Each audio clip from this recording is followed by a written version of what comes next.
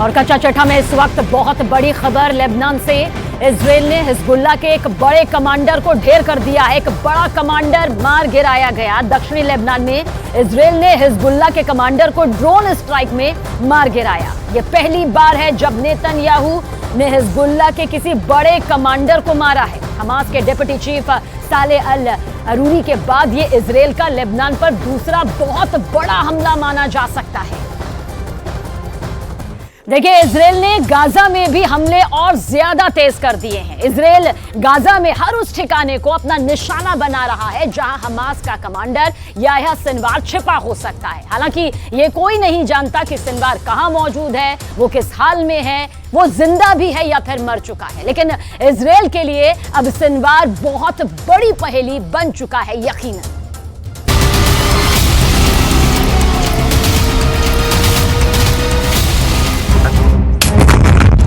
पहला धमाका, दूसरा धमाका, तीसरा धमाका, चौथा धमाका, पांचवा धमाका। इतने धमाकों के बाद भी क्या हमास का कमांडर और गाजा का बिन लादेन कहा जाने वाला याह्या सिनवार जिंदा है, या फिर इन धमाकों में इजराइल का कट्टर दुश्मन हमेशा के लिए जिंदा दफन हो गया है?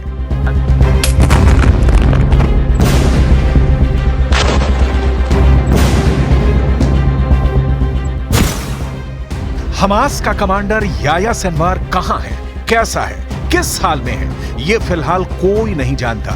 उसको शिद्दत से ढूंढने वाला इजराइल भी नहीं जानता कि सिनवार जिंदा है या मर चुका है। वो बस सिनवार की मौत पुख्ता करने के लिए गाजा पर लगातार बम मारे जा रहा है।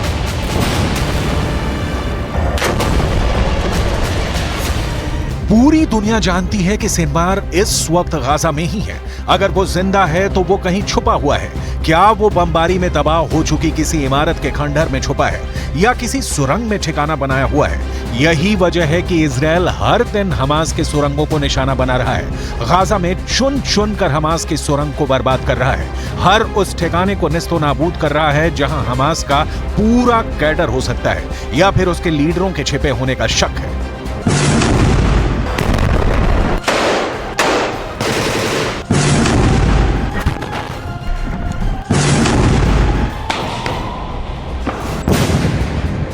एयर स्ट्राइक,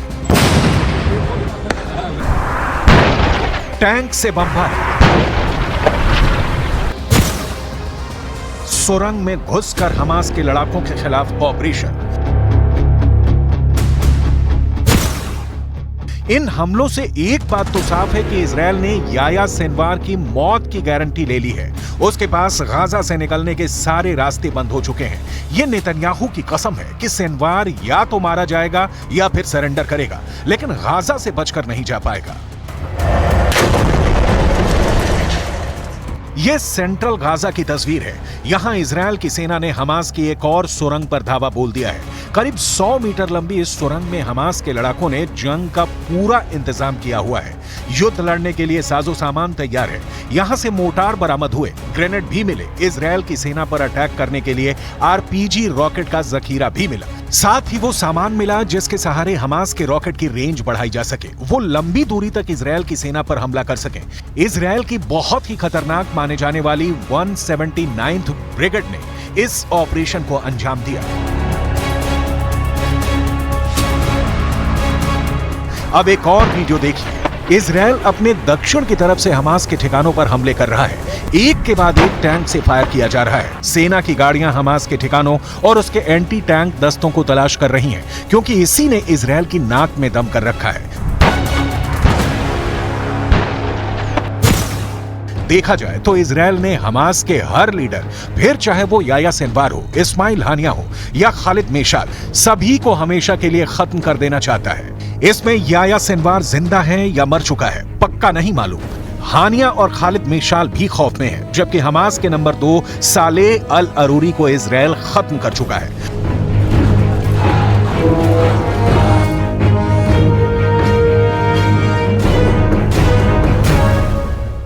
वैसे युद्ध के 3 महीने बाद भी इजरायल को वो कामयाबी नहीं मिली है जिसकी उसे उम्मीद थी। यही इजरायल की सबसे बड़ी मुश्किल भी है, क्योंकि जितना ज्यादा वक्त हमास के थिंक टैंक को मारने या पकड़ने में लगेगा, युद्ध उतना ज्यादा खिंचता चला जाएगा। और युद्ध जितना लंबा खिंचेगा, इजरायल को ना सिर्फ आर्थिक मोर्चे पर उतना नुकसान होगा, बल्कि उसकी सेना की साख भी गिरती जाएगी, जो अभी तक इस युद्ध के बड़े टारगेट हासिल नहीं कर पाई है, जबकि उसकी बमबारी में करीब 23,000 लोगों की मौत हो चुकी है।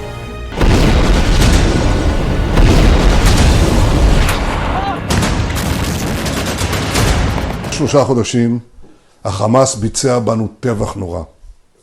הממשלה בראשותי הנחתה את צה"ל לצאת למלחמה כדי לחסל את החמאס, להשיב את חטופינו ולהבטיח שעזה לא תהיה עוד איום על ישראל.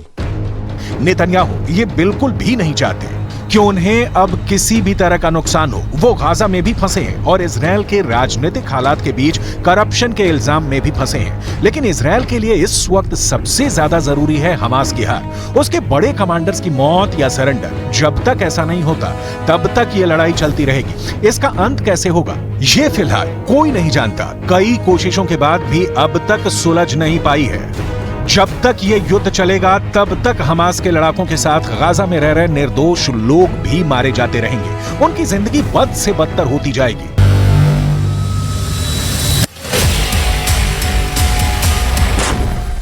गाजा में एक बार फिर सीज फायर की कोशिश शुरू हो गई है। जॉर्डन के किंग अब्दुल्ला ने अमेरिका के विदेश मंत्री एंटनी ब्लिंकन से कहा है कि गाजा में सीज फायर कराया जाए। किंग अब्दुल्ला ने कहा है कि अगर युद्ध जारी रहा तो इसके बहुत बुरे नतीजे देखने को मिलेंगे। गाजा की फिक्र पूरी इंटरनेशनल कम्युनिटी को है। यही वजह है कि सभी अब यही चाहते हैं कि कम से कम इजरायल अपने ऑपरेशन को इस तरह से अंजाम दे कि आम लोग उसकी बमबारी का शिकार ना बने। Immer klarer, die israelische Armee muss mehr tun, um Zivilistinnen und Zivilisten in Gaza zu schützen. Sie muss Wege finden, Hamas zu bekämpfen, ohne dass so viele palästinensische Menschen Schaden an Leib und Leben nehmen.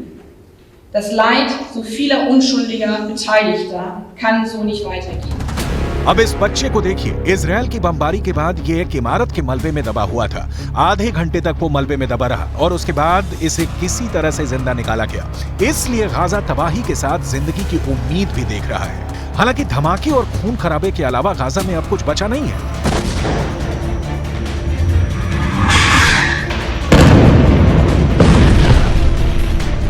Gaza में इस वक्त जिंदगी मौत से भी बदतर हो गई है। एक बड़ी आबादी के पास अब रहने के लिए घर नहीं है। वो रेफ्यूजी कैंप में रहने को मजबूर है। यहाँ न खाने की सही व्यवस्था है और न ही पीने की। मेडिकल व्यवस्था तो पहले ही चरमराई हुई है। लोगों का कहना है कि इजरायल ने बाहर से आने वाली मदद को रोक दिया है।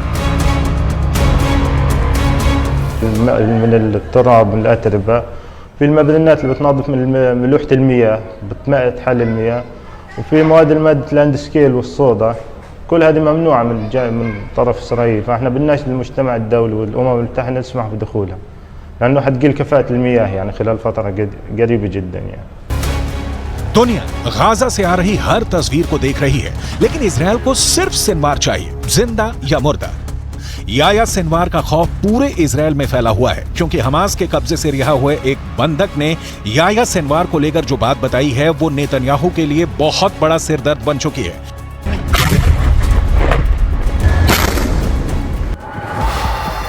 हमास के कब्जे से रिहा हुए एक बंधक ने बताया कि जब गाजा में वो एक सुरंग में कैद करके रखे गए थे, तब एक दिन अचानक सुरंग का दरवाजा खुला और उनके सामने एक व्यक्ति था जो याया सिनवार बताया जा रहा है। वो व्यक्ति इजरायल में बोली जाने वाली हिब्रू भाषा में बात करने लगा और उसने कहा कि तुम सब यहाँ हमास के कब्जे में महफूज हो। तुम लोगों को डरने की कोई जरूरत नहीं। तुम्हें कोई नुकसान नहीं होने दिया जाएगा। उसकी हिब्रू भाषा बोलने का लहजा बिल्कुल एक इजरायली व्यक्ति की तरह था।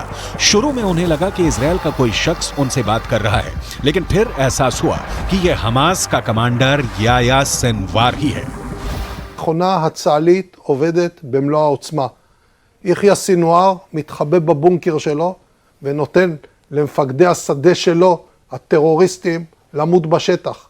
אצלנו המפקדים הולכים בראש הכוח, מובילים קדימה, מביאים להישגים ומנהיגים את הכוחות. याह्या सिनवार अब इजरायल के सिर पर चढ़ गया है। इसमें कोई शक नहीं कि गाजा की गलियों में जो युद्ध अब तक हुआ है उस पर याह्या सिनवार की छाप पड़ी हुई है। हमास का एक एक हमला याह्या सिनवार की सरपरस्ती में हो रहा है। ये बात इजरायल की फौज बहुत अच्छी तरह जानती है।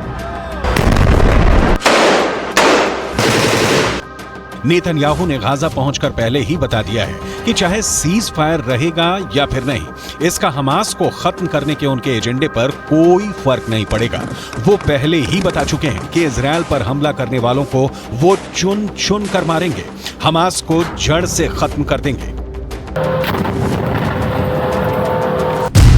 यानी हमास का पक्का इलाज होगा, हमास को पूरी तरह खत्म कर दिया जाएगा। इसकी 100% वाली गारंटी नेतन्याहू बार बार दे रहे हैं। लेकिन इन सबके बीच सबसे बड़ा चैलेंज याह्या सिनवार बन चुका है। याह्या सिनवार जब तक जिंदा है, नेतन्याहू जीत का दावा नहीं कर सकते। नेतन्याहू को जब से पता चला है कि याह्या सिनवार सुरंगों में घूम रहा है और बंधकों से मुलाकात करके उनसे सीधे बात कर रहा है, तब से नेतन्याहू की बेचैनी बढ़ गई है। इसका मतलब साफ है कि याह्या सिनवार जिंदा है। याह्या सिनवार युद्ध को कंट्रोल कर रहा है। याह्या सिनवार बता रहा है कि इजरायल का एक एक बंधक उसके रहमो करम पर जिंदा है।